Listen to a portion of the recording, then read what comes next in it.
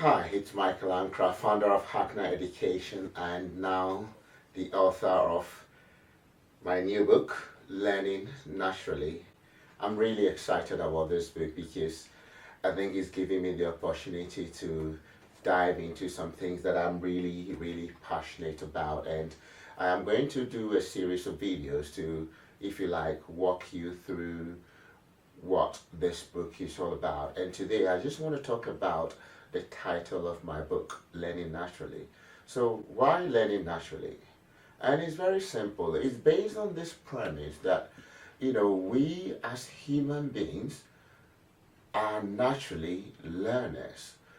Professor Anders Ericsson used the term Homo essence, and basically what he means is that we are the practicing species. We are the practicing man. Okay, and if you look at us, we learning comes to us very naturally. You see children, you see babies. Sometimes babies, even before they are able to talk or have any proper form of communication, you see them picking things up. They pick up smiles, they are able to pick up reactions, they see somebody and they are able to form a bond. Learning is very natural to us, just as many other things, like feeding ourselves, like nurturing our young ones, or even like relating, forming a community is part of our being. And one fact that I try to, espouse in the book is the fact that, we all have been successful learners at home before we arrived in school. And learning was not introduced by formal education. Learning preceded formal education. Formal education is just a way of learning. When we have our urbanized societies and all this development, formal education was introduced. But if you go back into the history, learning in that sense was reserved for the rich. They would be able to hire a tutor to come into the home to teach only boys, and some selected subjects. So it was really more for the privileged, and that's not the case anymore. So what is the problem with our present education system? And the problems that we have, I dealt with that in chapter 1, which goes to the real essence, the aim, the why. Why do we educate? What is the fundamental paradigm behind our education system? Because you see, if you don't have the right idea, if you don't have the right map, you cannot travel with the atlas. It wouldn't give you a pinpoint location. And if you have a map which says that you are going to the North Pole and actually you want to go to the South Pole, it doesn't matter how you travel, what means you travel, you are not going to get to your destination, and it's only going to be an act in frustration. And that is the problem with our education. And the thing with learning naturally is this. My biggest concern is that once children reach school, and these are all children who have been very successful in the home education system. They have been able to learn how to talk, how to walk, they can feed themselves, they can do all the key things that they need to do to thrive in their world. And that's why their parents are confident to leave them to school. But the moment they get to school, what happens? School has this structural organization. So there is, in England, we have early years, we have Key Stage 1, we have Key Stage 2, Key Stage 3, and so on and so forth.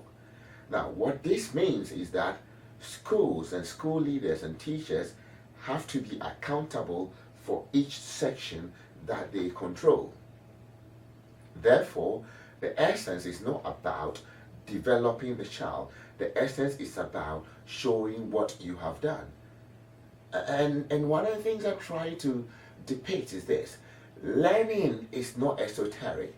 So the way that you learn to play an instrument, the way that you learn to swim, is not different from the way you learn in school.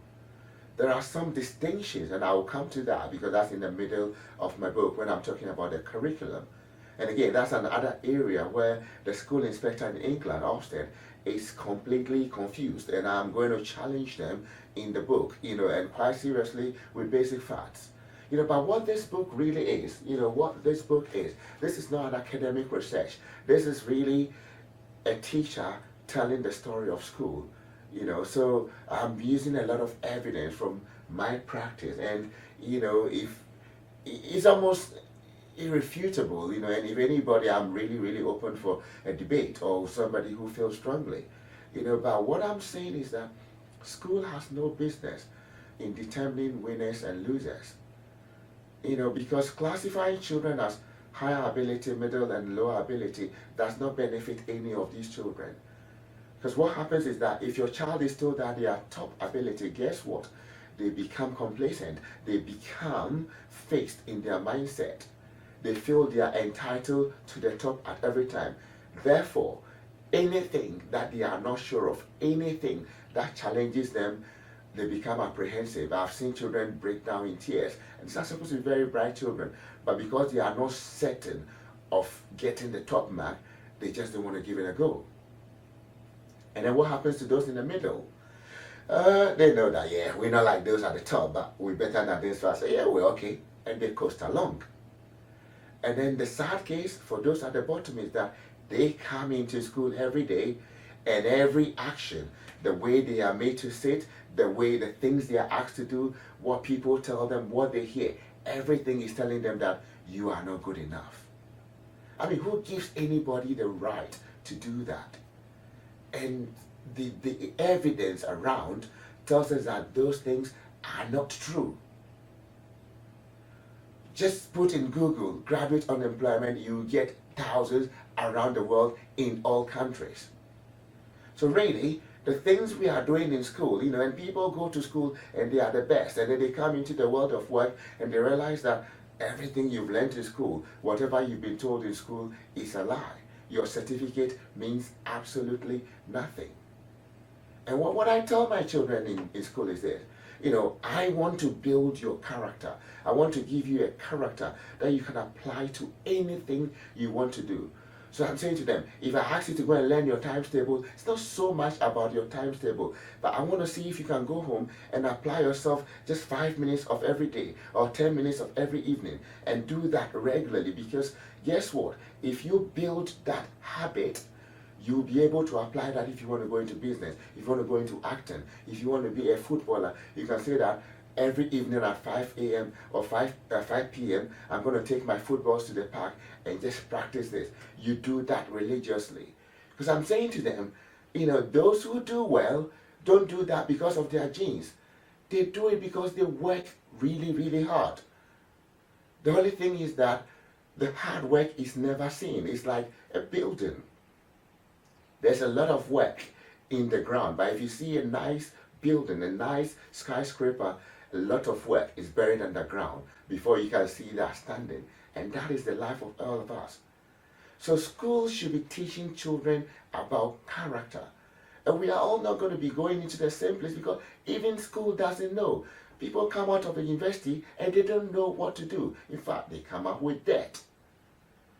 And the system that we operate is one that from the beginning trains you to become dependent. It is not a system which is training you to be independent, to think of what can I do? How can I make this better for myself and for other people to use? No, the system is saying that go to school, earn a PhD, and look forward to a nice office in this company, and then you live in a good life. So in Ghana, where I come from, for instance, there are people who have never been to school, but they are very astute businessmen. And they joke that you go to your school and when you finish, you come and work for me. But how sad a commentary is that? So really, what I'm trying to bring out in the book is that every child should be able to succeed in school if we focus on the right things. If we focus on testing, then yes, we're going to have winners and losers. Just as if we decide to focus on the strength, or let's say the strength of people, or let's say the height of people. Some will come taller, some will be shorter. And that is testing. Testing or schooling generally is a selection tool. Apart from, if you study medicine, once you finish going to university, you go and do your house experience where you actually learn the act of being a doctor. Same with law. So, even when you are studying degrees, that leads into certain professions.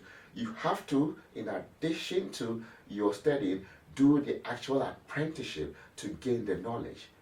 So, in effect, we shouldn't be selling school as if it is an end in itself.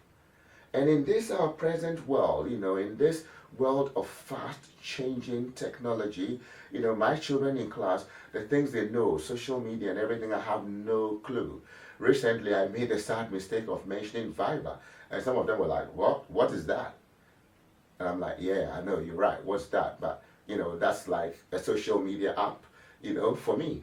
But for them, they have moved way beyond that. So one of the things I'll be treating in the subsequent videos is looking at the way after things and why they are so wrong. Because most people keep using the phrase, the body of knowledge, in relation to the curriculum. And I'm going to challenge that strongly and give a lot of evidence to show why that is wrong.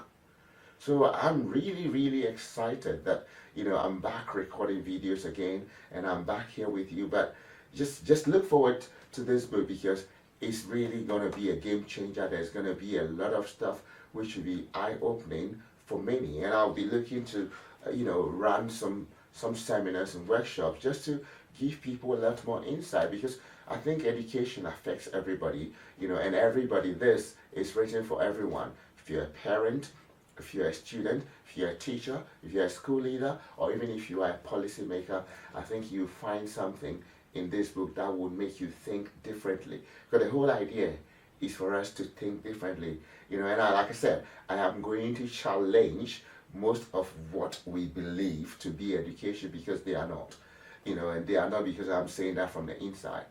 So I'm really excited. I'm really looking forward. This is my Christmas, really. So this is what I'll be working through during the Christmas, and hopefully, in the new year, we should have this out, and I hope you buy one and read and share your feedback with me.